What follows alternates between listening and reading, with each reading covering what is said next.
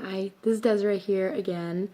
So for this discussion post, I will be doing question number 1, exploring the importance of war literature. So the passage I'm going to be focusing on for this week is The Rear Guard by Siegfried Sassoon. So the reason why I think war literature is so important is kind of just to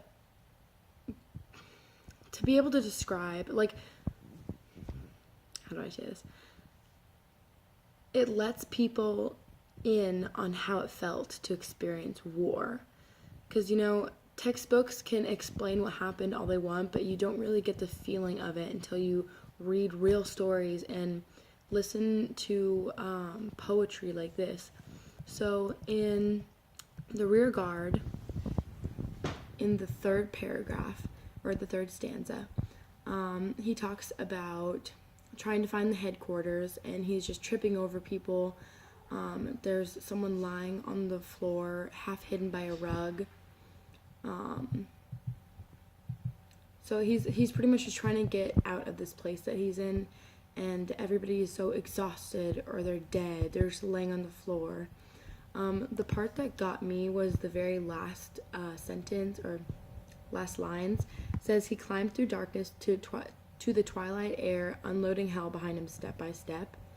I thought that was really powerful because unloading hell behind him, I just thought that was a really powerful passage.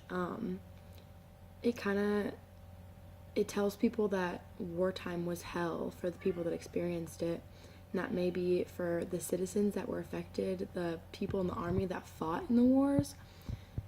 Kind of everybody. I mean, when you have wars that are so large and global, I mean, there's nobody that it doesn't affect. It affects our economy. It affects everything in our life. And I think that's what a lot of this literature is trying to get across. Another part that really got me, where is it? To the dazed, muttering creatures underground, who hear the boom of shells and muffled sound. I interpreted that as like the soldiers or the citizens going like underground in the tunnels and stuff, hearing all the gunfire and the bombs exploding above ground and how it affected them. I thought that was really powerful as well, just because, I mean, it is experiencing it, hearing it and everything, and seeing it, but just being in some place, being underground in general is scary because, the floor is like above you. And then just having to go into these underground tunnels to get to the places where you need to be, and then just hearing all these like booms and bombs going off and gunfire.